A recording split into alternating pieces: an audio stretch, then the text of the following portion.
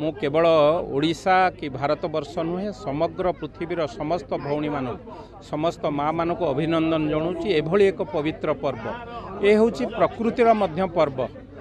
माटी सांगरे मौसुमीर प्रथम स्पर्श प्रथम वर्षा ए रज पर्व रे जेतेबेले धरित्री रजशिला होता है भौणी मानू माँ मानू कौन काम करने सुजोग दि जाए न था।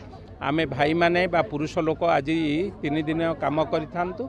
ए पर्व होची आम संस्कृतिर आम परंपरार अन्यतम श्रेष्ठ पर्व जहाँ कुहा जाइछि ओडिशा रे 12 मासरे 13 पर्व ता भितरु गणपर्व ओडिशार गणपर्व हिसाब रे रज पर्व एक श्रेष्ठ पर्व।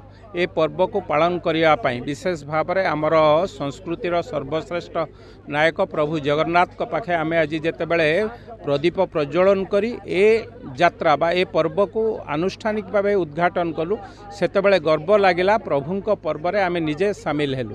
ए होची शह शह हजार हजार वर्षर परंपरा। ए परंपरा को उज्जीवित रखिबा पई पात्रपड़ा ए होची गड़ पात्रपड़ा पाइक विद्रोहर अन्यतम साक्षी मुक साक्षी भाव आज रही।